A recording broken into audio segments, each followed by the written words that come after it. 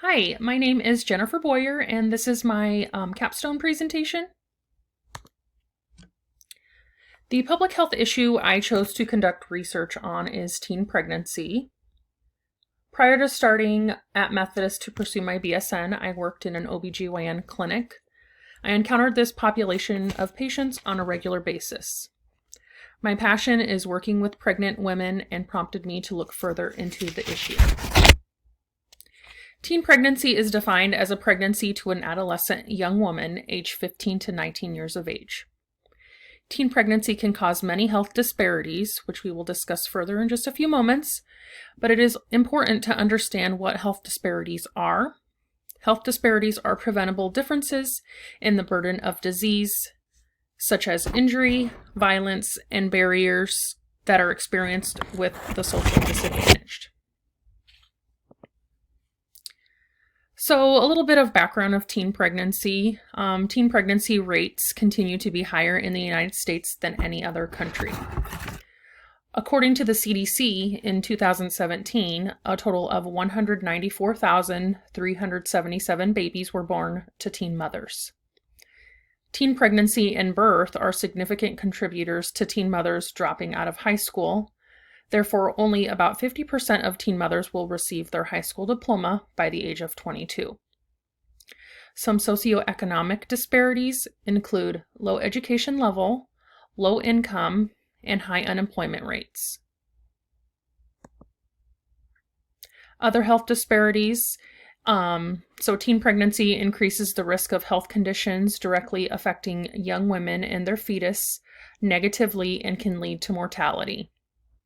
Some health conditions include anemia, gestational hypertension, low infant birth rate, poor infant feeding or breathing difficulties, and sudden infant death syndrome.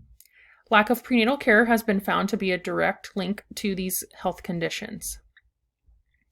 Higher rates of mental illness have also been found in relation to teen pregnancy and include depression, postpartum depression, and suicidal ideation. So being an educated citizen is a goal NMC has for all alumni. The educated citizen is one who is an effective communicator, a change agent, and a reflective individual. I will now discuss how my experiences throughout my clinical and personal experiences can contribute to help address the public health issue of teen pregnancy as an educated citizen. My first experience of becoming an effective communicator was my rotation in labor and delivery. A patient came into labor as a teen mother. She had experienced abuse. This was an unwanted pregnancy. She did not speak English, and she was actually also sex trafficked. Her support system was a foster family. She had been residing with them for a very short while. And to be culturally competent in caring for these patients, you have to understand they have different cultural practices. So sometimes verbal communication can be a barrier with these patients. So gaining the patient's trust in an unfamiliar setting was the goal. She didn't speak English. She came, from not a traditional family, and she was struggling with an unwanted pregnancy. So what I learned was holding the patient's hand throughout her labor was a way to effectively communicate to the patient that I was a support person for her. So my hope in the future is to work in obstetrics and gynecology. So with the goal to work with these patients in the future, I will require knowledge and skills to adapt. So caring for many types of populations, such as new teen mothers, I will require adaptation and be culturally competent on how I can build trusting relationships with each patient with many communication barriers that may arise. My second experience, I was visiting a middle school in Fremont, Nebraska. I was assigned a population-based project. My classmates and we were to pick content of our project and choose to design a project significant to the teen population. And we chose vaping just because vaping had become a national public health issue, and there was rise in deaths that occurred and are still occurring that are being seen across the world. So with the content of our project and the importance of educating high school students, we had the opportunity to go to the middle school. During their lunch hour, we made up pamphlets, we made up a table to allow the students to get information in regards to vaping. And then when we actually addressed the students, some were really receptive to what we were the message we were trying to convey to them. But others, they laughed and they joked, they, crumpled up our pamphlets, and that was fine. We understood that this population may be a little bit more difficult to communicate with the importance of vaping. So to be an effective communicator, one must adapt to the different settings, again, that may arise, especially in all healthcare settings. So this specific encounter taught me to become an effective communicator in the community by being able to adapt to the different cultures, language, age groups, genders, to ensure that successful care for those who differ are given. So this experience will help me address my public health issue of teen pregnancy by understanding that apprehension to discuss the issue may arise. Being an effective communicator means being able to practice in an unfamiliar setting and adapting with a positive attitude. So the next one is reflective individual. So a reflective individual is one who is able to reflect back on their experiences, to be able to make pertinent changes, to become one who makes positive changes. So the first course of my junior year, I struggled significantly following the third test in Nursing 340. I failed the first of 2 tests I had studied so hard for, and I had a feeling of defeat in my first semester of nursing classes due to extreme anxiety. And from that semester on, I put a lot of pressure on myself to succeed and be perfect. So failing this test just really made me feel defeated and uncertain. Is this what I'm supposed to do? And I'm sure that many students experience this, but it just felt like the worst thing in the entire world. What I learned from this experience is that it's okay to fail. I also learned that I do not have to be perfect or fit in the criteria of what I think or anyone else thinks I need to be. I'm just trying to be the best person and future nurse that I can be, and my best is the best that I can give, whether I come out on top or not.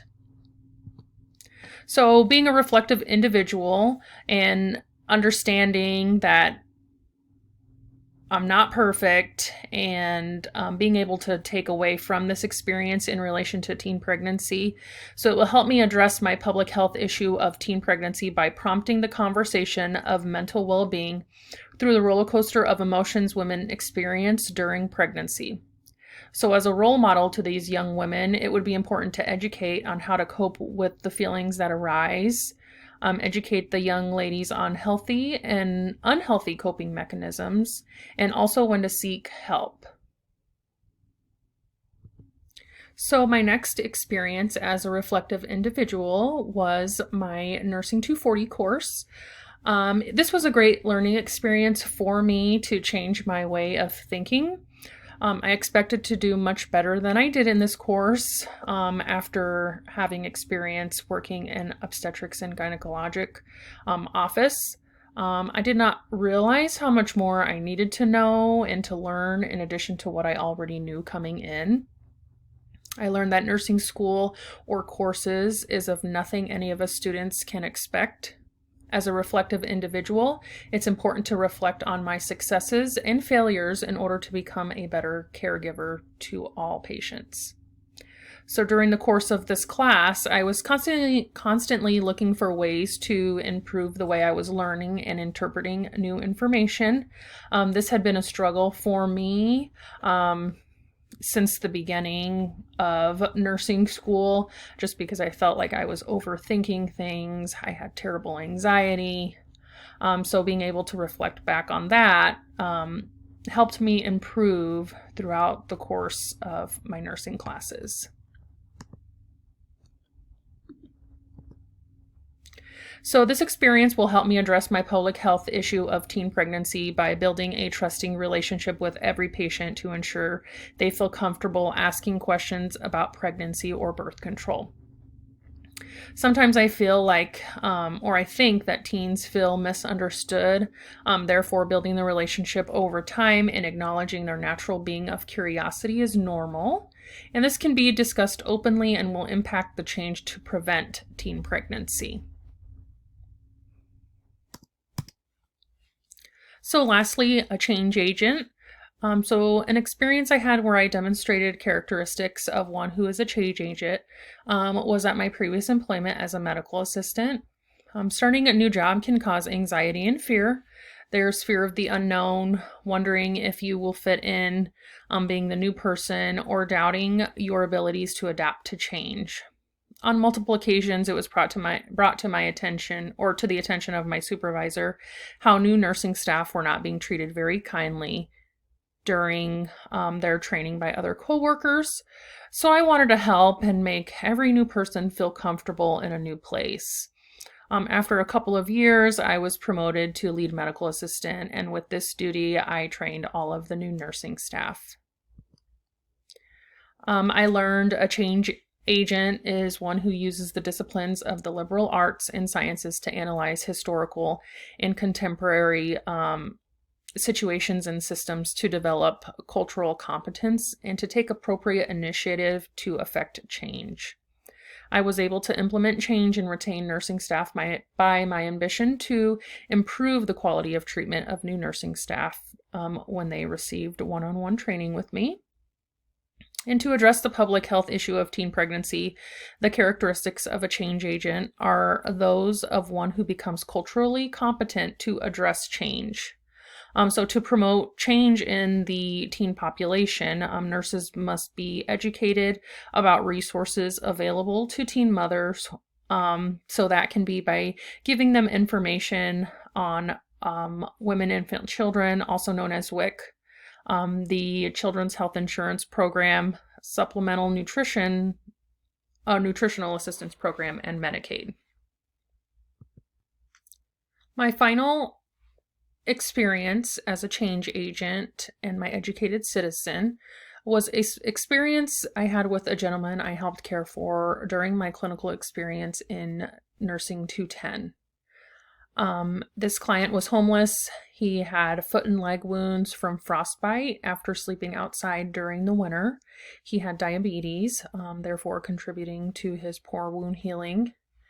I made a significant impact to changing the client's perception of his health and decision to seek professional and medical care for his condition. He didn't realize how severe his wounds were.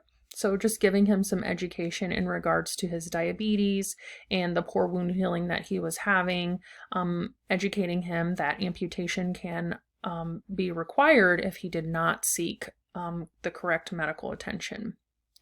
So the important lesson I learned in becoming a change agent is no matter how big or small of an impact you make on someone, the importance is that an impact was made. A change agent is one who impacts change. So this experience will help me address the public health issue of teen pregnancy by maintaining the skills of a change agent to impact teen pregnancy prevention by providing education to this population, also being able to provide them with pertinent information of their rights and responsibilities, and ultimately, if the teen feels supported, they are more likely to help or to seek answers to their questions. So in conclusion, becoming an educated citizen through my academic career at Nebraska Methodist College will be imperative to take with me in my career the important aspects of being a reflective individual, change agent, and effective communicator to promote change as the healthcare field continues to change.